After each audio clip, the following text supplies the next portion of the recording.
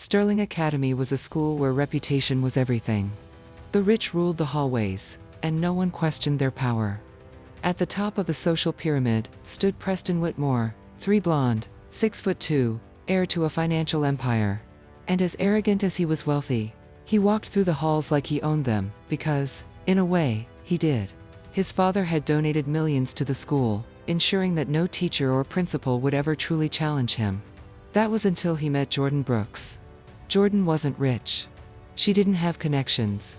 She had earned her place at Sterling on a full academic scholarship, her ticket out of the neighborhood she grew up in. Unlike the students who drove brand new sports cars to school, she took the bus every morning.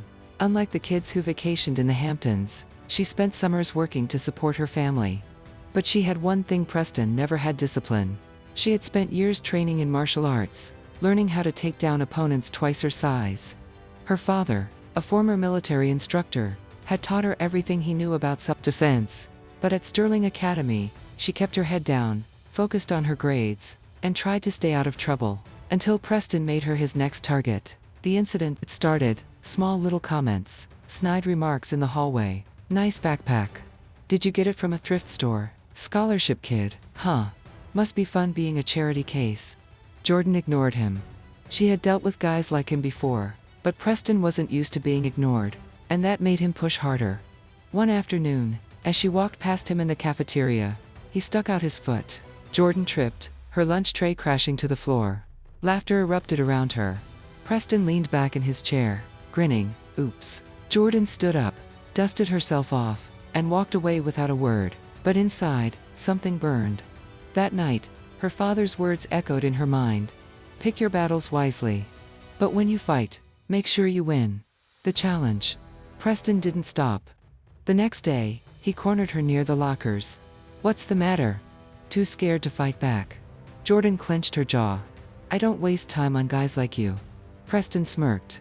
Guys like me? You mean winners? A crowd had gathered. Phones were out. Everyone wanted to see what happened next. Fine, Jordan said. You want to settle this? After school, the gym. No teachers. Just you and me. Preston's smile widened. He had been boxing with a private coach since he was 10. No way he'd lose to some scholarship girl. Deal. The fight. At 4 p.m., the gym was packed. Word had spread like wildfire. Preston showed up in his designer gym gear, hands taped, ready to humiliate Jordan in front of the entire school. He wasn't taking this seriously. He thought it would be a joke. Jordan, on the other hand, was ready. The moment the fight began, Preston lunged, throwing a sloppy punch. Jordan ducked effortlessly. He tried again. She dodged with ease. The crowd murmured. Then she struck. A precise jab to his ribs. A swift kick to his legs. Before he knew what was happening, he was on the defensive. His punches wild, desperate. Jordan stayed calm, focused. Then, with a single fluid motion, she grabbed his arm, twisted her body, and threw him over her shoulder. Preston hit the mat hard. The gym fell silent. For the first time in his life, he wasn't in control. Jordan stood over him. Don't ever touch me again. The aftermath. The video of Preston getting taken down spread like wildfire. Within hours, it was all over social media. Rich kid gets wrecked by scholarship student. By the next day, everything had changed. People whispered when Preston walked by. He wasn't feared anymore, he was a joke. And Jordan, she had earned the school's respect. Preston never bothered her again.